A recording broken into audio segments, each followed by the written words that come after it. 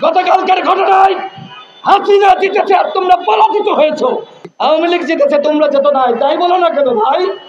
আপনাকে এই সরকারের উপর খুশি না? খুশি আপনারা না? যখন বুলডোজার দিয়ে একটি বাড়ি গুড়িয়ে দেওয়া হয়, সেখানে যখন নারায়ে তাকবীর আল্লাহু আকবার স্লোগান হয়, বিদেশিদের কাছে কি বার্তা যায়? বার্তা যায় দেশে মৌলবাদের উত্থান হয়েছে। তোমরা বিপ্লবের পরে প্রত্যেকটা তোমরা জেলায় জেলায় এই ধরনের এসপি নিয়োগ দিয়েছ। এদের মাধ্যমে তোমরা রাষ্ট্র সংস্কার করতে চাও। আপনাকে এই সরকারের উপর খুশি না? খুশি আপনারা না? জোরে বলেন না একটু খুশি? এই সরকার এখনো পর্যন্ত আইন শৃঙ্খলা পরিস্থিতি ঠিক করতে পারে নাই। এখনো পর্যন্ত এই সরকার দ্রব্যমূল্যের দাম কমাতে পারে নাই। তোমরা কত বিপ্লবী আমরা বুঝে ফেলিয়েছি। এখন তোমাদের মাথায় বুদ্ধি এসেছে, ধানমন্ডির 32 নম্বর বাসা ভাঙতে হবে। যেখানে যেখানে আওয়ামী লীগের নেতাদের বাড়ি আছে সেগুলো গড়িয়ে দিতে হবে। যখন আওয়ামী লীগের নেতারা বাংলাদেশে ছিল তখন তোমরা কার কি ছিলেছ? কারণ একটা চুলও তো ছিঁড়তে পারো নাই। পেরেছে? এই সচিবালয়ে আওয়ামী লীগের সুবিধাভোগীরা তারা এখানে আস্তানা গেড়েছে। ওদের কয়জনকে সরিয়েছে? তোমরা এই সচিবালয়ের কর্মকর্তাদের বাড়ি দুর্নীতিবাজ মাফিয়া লুটা, যারা বাংলাদেশকে ধ্বংস করেছে, যারা অর্থ পাচার করেছে, ওই দুর্নীতিবাজদের বাসা তোমরা যদি পারো বুলডোজার দিয়ে গুড়িয়ে দাও। পারবা? পারবা না। তোমরা উল্টো কি করেছে আমরা জানি।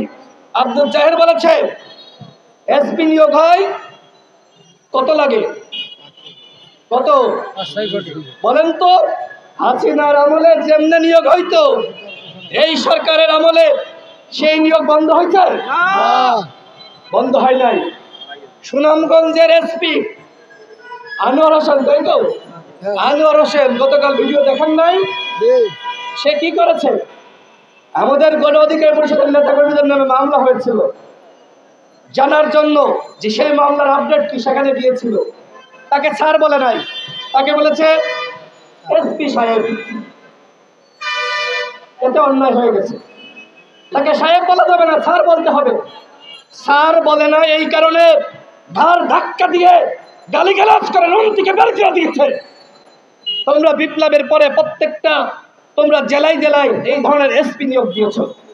এদের মাধ্যমে তোমরা রাষ্ট্র সংস্কার করতে চাও। এই হচ্ছে রাষ্ট্র সংস্কার। বন্ধুগণ, একটি সরকার এই মুহূর্তে দায়িত্ব রয়েছে, অথচ আমরা দেখতে পাচ্ছি এই সরকার দায়িত্বে থাকা অবস্থায় বিভিন্ন জায়গায় যে ঘটনা ঘটছে, বিদেশিদের কাছে কি বার্তা যাচ্ছে? যে ইউনূস কিছু পারে নাই, ইউনূস কোনো কিছু কন্ট্রোল করতে পারে নাই। একটা জায়গায় যখন বুলডোজার দিয়ে একটি বাড়ি গুড়িয়ে দেওয়া হয়, সেখানে যখন নারায়ে তাকবীর আল্লাহু আকবার স্লোগান হয়, বিদেশিদের কাছে কি বার্তা যায়?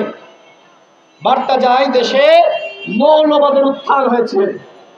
এবং হাসিনা যেটি প্রমাণ করতে চেয়েছিল সেটি কিন্তু প্রমাণ হয়ে গেছে। গতকালকের ঘটনায় হাসিনা জিতেছে আর তোমরা পরাজিত হয়েছো।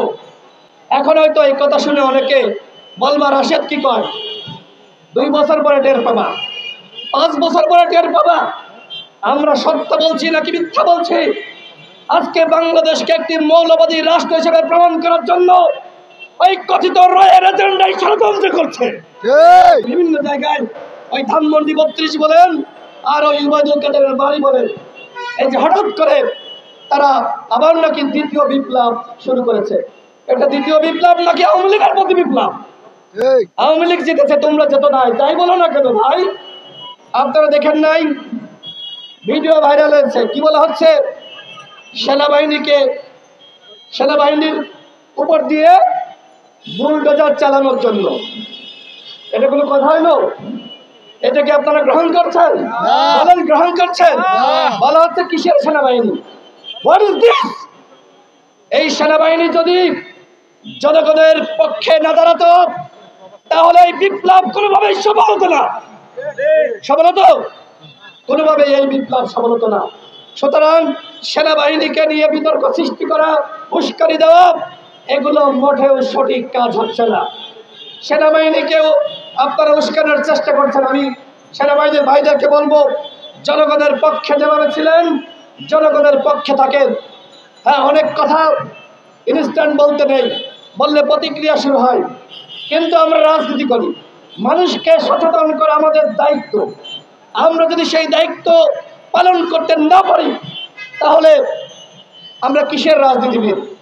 যে ঘটনাগুলো ঘটেছে, আমি সরকারকে বলবো, যদি কোনো বাড়ি পরিত্যক্ত ঘোষণা করতে হয় সেইটা সরকার করবে। এই মুহূর্তে যদি সরকার দায়িত্ব রয়েছে, যদি কোনো বাড়ি ভেঙে ফেলা লাগে তাহলে সেটি সরকার তদন্ত কমিটি গঠন করবে যে এই বাড়ি পরিত্যক্ত হয়ে গেছে, যে কোনো সময় এই বাড়ির ছাদ ভেঙে পড়তে পারে, এই বাড়ি ভেঙে নতুন বাড়ি নির্মাণ করতে হবে। বা সেখানে যদি মসজিদ দেখেন, আরেকটি বিষয় দেখেন যে বলা হচ্ছে সেখানে মসজিদ নির্মাণ করো, কেন বলা হচ্ছে না মন্দির নির্মাণ করো? প্রত্যেকটা ঘটনার পিছনে কি রয়েছে, কি ষড়যন্ত্র রয়েছে, এগুলো আপনারা বাংলাদেশের মানুষ বেশি আবেগে নাইছেন না, একটু খতিয়ে দেখেন। বাংলাদেশকে কারা জঙ্গিবাদী রাষ্ট্র হিসেবে প্রমাণ করতে চায়, বাংলাদেশকে কারা মৌলবাদী রাষ্ট্র হিসেবে প্রমাণ করতে চায়।